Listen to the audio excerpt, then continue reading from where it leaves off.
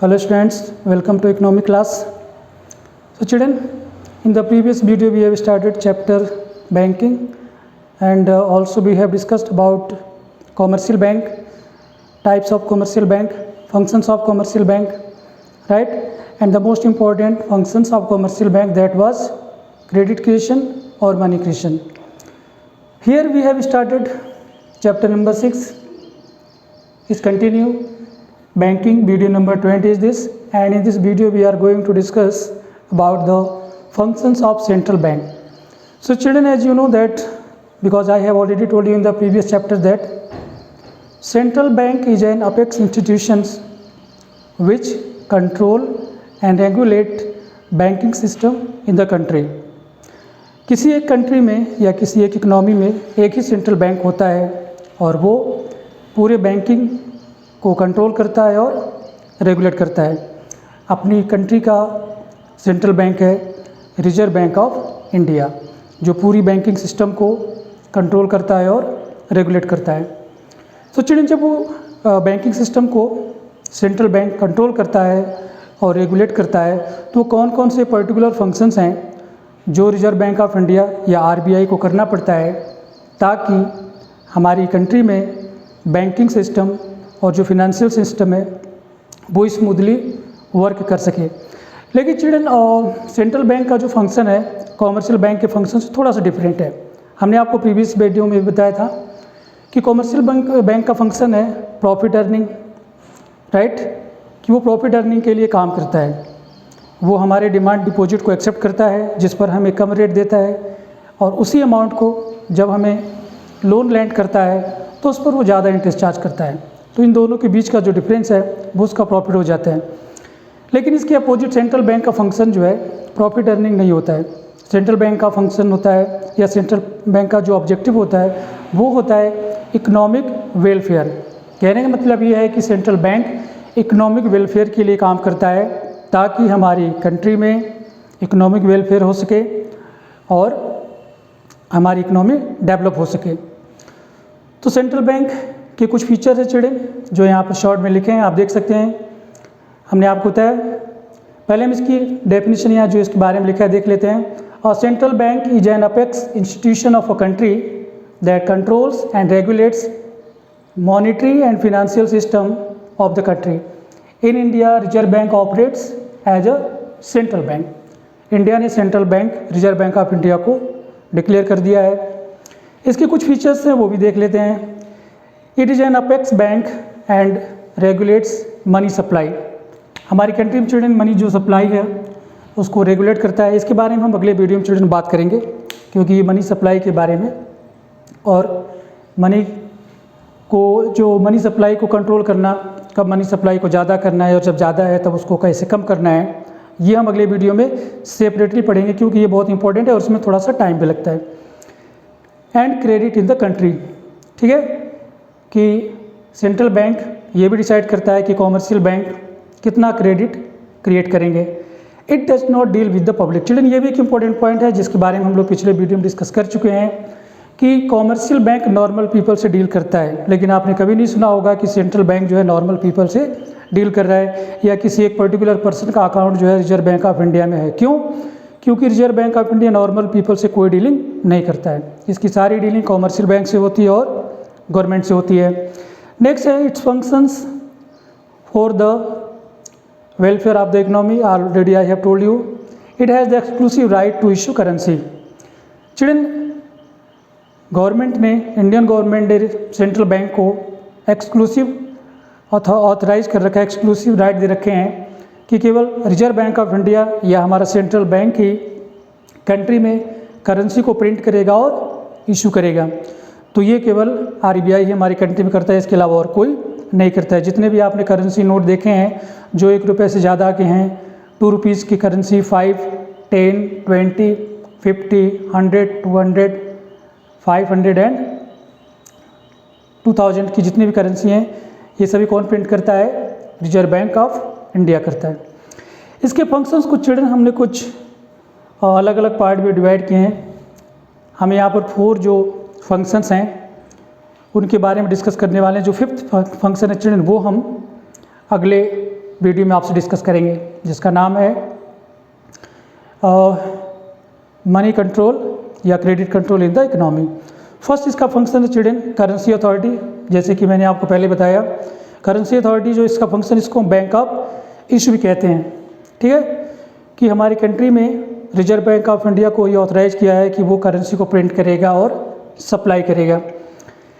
ठीक है, तो आप देखिए 1 रुपये से 1 रुपये की जो कॉइन है या 1 रुपये की जो नोट है, उसको तो प्रिंट और पब्लिश करने का जो काम है वो मिनिस्ट्री ऑफ फाइनेंस करता है हमारी कंट्री में। लेकिन 1 रुपये से ज़्यादा की जितनी भी करेंसी हैं, नोट हैं, उनको प्रिंट करने का एक्सक्लूसिव राइट केवल रिजर्व बैंक ऑफ इंडिया को है। अब चिल्ड्रन ये जो राइट्स हैं, ये जो अथॉरिटी है, केवल सेंट्रल बैंक को दिया गया, आरबीआई को दिया गया है और किसी को नहीं दिया गया। तो इससे फ़ायदे क्या हैं?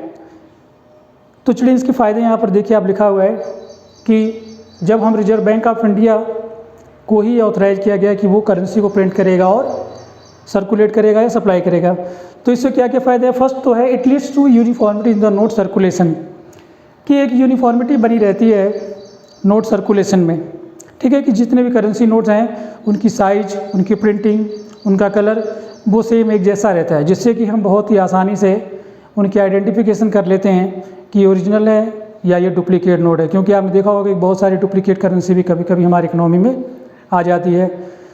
तो हम असली और नकली का पहचान कर पाते हैं कि ये जो करेंसी है ये आरबीआई ने प्रिंट किया, ये ओरिजिनल है, ये लीगल है और इसको हम यूज कर सकते हैं, यूनिफॉर्मिटी बनी रहने की वजह से। नेक्स्ट है it enables the government to control money supply through it.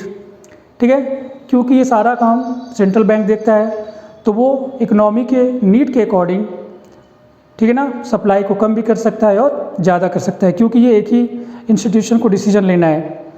एक तो मनी सप्लाई बनी रहती है जिसको हम ईजिली आरबीआई कंट्रोल कर सकता है। Next children it builds a public faith in the currency system.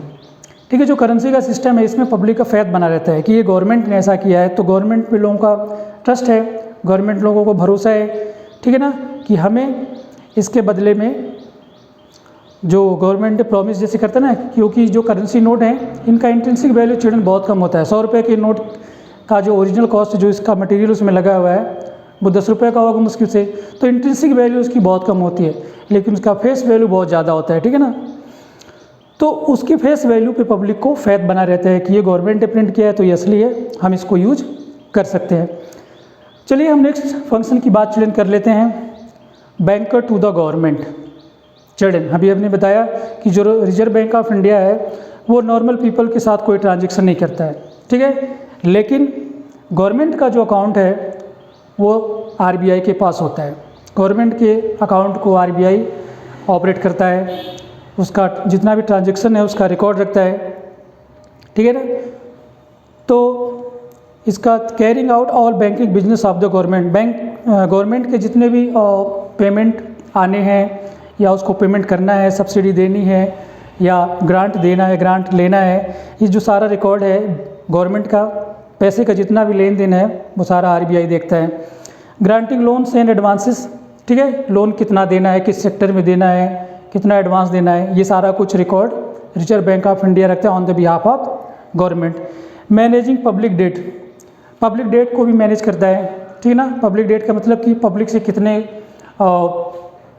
Government ने पैसे ले रखे हैं और कितना देना है। गवर्नमेंट एडवाइज़र का काम भी करता है चिल्ड्रन, आरबीआई गवर्नमेंट को समय समय पर एडवाइस देता रहता है कि अभी हमारी इकोनॉमी की ये सिचुएशन है तो आपको ये स्टेप लेने चाहिए, अभी आपको जो इनकम टैक्स का रेट है वो कम कर देना चाहिए या ज़्यादा कर दिया जाना चाहिए, एग्रीकल्चर सेक्टर में सब्सिडी देनी है नहीं देनी है। तो ये समय समय पर इकोनॉमिक की जो नीड है उसके अकॉर्डिंग आरबीआई गवर्नमेंट को एडवाइस देता रहता है। Next agent to the government, government के एजेंट की तरह काम करता है, क्योंकि चलो गवर्नमेंट डायरेक्ट किसी को से कोई डायरेक्ट ट्रांजैक्शन नहीं करती है, वो सारे transaction through reserve bank of India ही करती है, ठीक है ना। नेक्स्ट चिल्ड्रन थर्ड पॉइंट हम इसकी भी बात कर लेते हैं, बैंकर्स बैंक।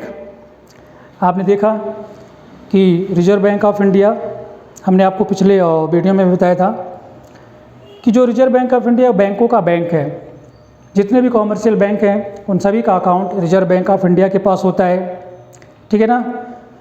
तो ये बैंकों का बैंक है, ठीक है ना, क्योंकि ये अपेक्स इंस्टीट्यूशन है, हमने आपको बताया it is apex institution who controls and regulates the banking system in the country. तो ये बैंकों का बैंक है, क्या करता है, कस्टोडियन ऑफ कैश रिजर्व। हमने आपको पिछले वीडियो में बताया था कि जैसे किसी बैंक को डिमांड डिपॉजिट मिला 1000 का, तो 1000 में से कम से कम 2000 रुपीज़ उसे एज अ रिजर्व रखना पड़ता है, ठीक है ना, और बाकी जो बचा है इसमें से 800 उसको वो लैंड कर सकता है। तो ये जो 200 रुपीज़ है इसे हम कहते हैं कैश रिजर्व, ठीक है ना, कैश रिजर्व रेशियो। तो ये जो 200 रुपीज़ रिजर्व है ये कॉमर्शियल बैंक डिपॉजिट करके रखता है रिजर्व बैंक के पास। तो रिजर्व बैंक एक तरीके से कस्टोडियन, उसकी कस्टडी, अपनी कस्टडी में इनके मिनिमम रिजर्व को अपने पास रखता है। नेक्स्ट है clearing house function. Reserve bank of India children clearing house function का भी काम करता है कि हमने आपको पिछले वीडियो में बताया था कि कभी कभी बैंकों के पास मनी क्रंच हो जाता है, उनके पास पैसे नहीं बचते हैं अपने डेली ट्रांजैक्शन करने के लिए, तो वो दूसरे बैंकों से उधार मांगते हैं कि मान लीजिए ये SBI है, SBI को कुछ पैसे की ज़रूरत है तो उसने PNB से ले लिए, ठीक है ना। तो SBI के पास PNB से मान लो 100 करोड़ रुपीज़ आ गए। अब SBI के ऊपर PNB का 100 करोड़ रुपीज़ का डेट हो गया। अब यहाँ पर RBI का रोल आ जाएगा। RBI क्या करेगा कि ये जो 100 करोड़ रुपीज़ जो PNB ने SBI को दिए हैं, RBI ये 100 करोड़ रुपीज़ SBI को क्रेडिट कर देगा। तो इसी को चिल्ड्रन कहते हैं क्लियरिंग हाउस फंक्शन, कि जो दो बैंकों के बीच का जो ट्रांजैक्शन होता है, जो लेन देन होता है, रिजर्व बैंक ऑफ इंडिया उनको क्लियर कर देता है। कैसे कर देता है, अभी मैंने आपको बताया कि कस्टोडियन ऑफ कैश रिजर्व, ठीक है ना। टोटल डिपॉजिट का कॉमर्शियल बैंक के पास जो भी टोटल डिपॉजिट आता है उसका मिनिमम जो रिजर्व है बैंक को एज अ कैश रखना पड़ता है रिजर्व बैंक ऑफ इंडिया के पास। तो वो रिजर्व रखने के लिए सारे कॉमर्शियल बैंक को अपने account reserve bank of India के पास खुलवाने पड़ते हैं। तो रिजर्व बैंक ऑफ इंडिया के पास सारे बैंकों के अकाउंट हैं और उनके मिनिमम रिजर्व रखे हुए हैं। तो जब एक बैंक दूसरे बैंक से कोई भी लेन देन करता है तो रिजर्व बैंक ऑफ इंडिया जो उनका मिनिमम रिजर्व है उसको यूज करके उनके जो भी ट्रांजैक्शन हुए हैं वो क्लियर कर देता है, ठीक है। इसी को कहते हैं clearing house functions. Next children lender to the last resort.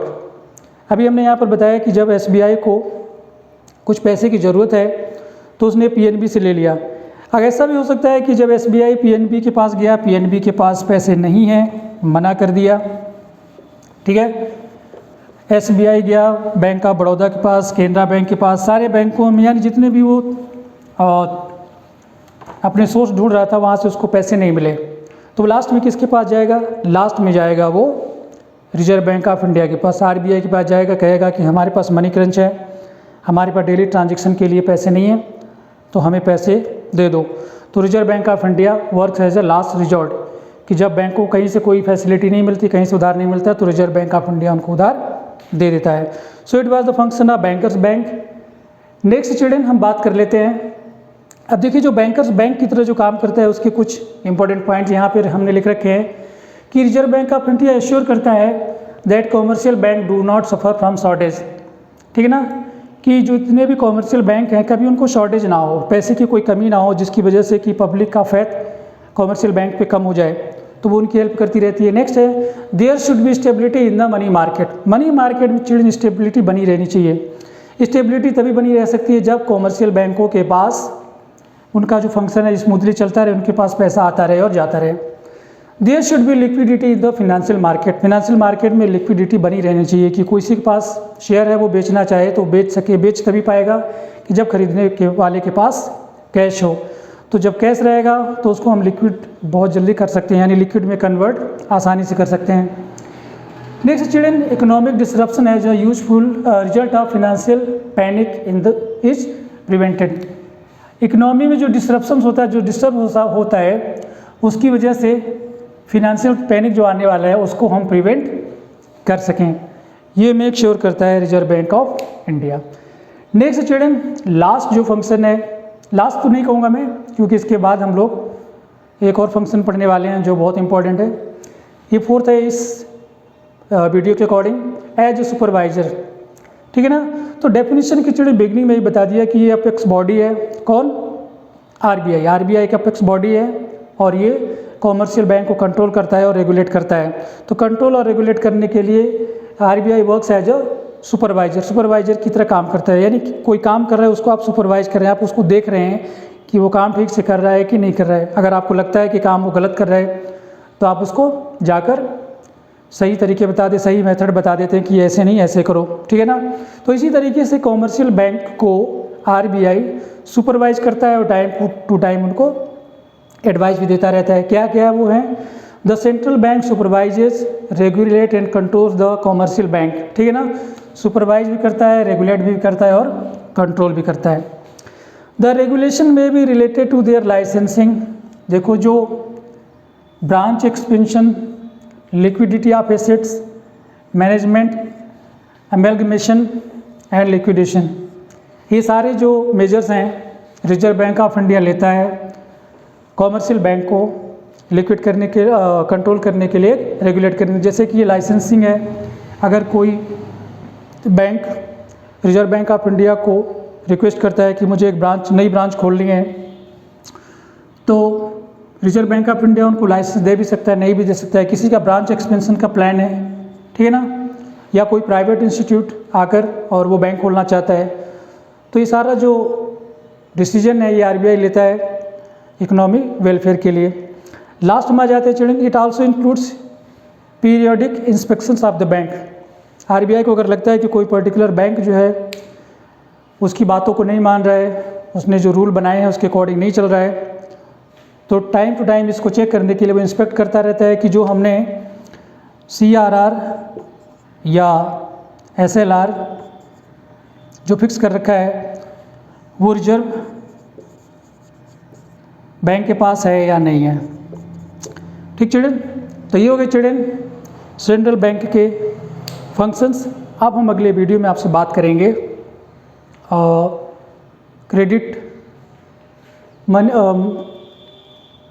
Credit control of central bank. So that's all for this video children. तब तक आपको नेक्स्ट वीडियो में मिलते हैं, तब तक आप इस वीडियो को देखते रहिए, लाइक करिए, शेयर करिए और हमारे चैनल को सब्सक्राइब करिए। वीडियो देखने के लिए धन्यवाद। God bless you all.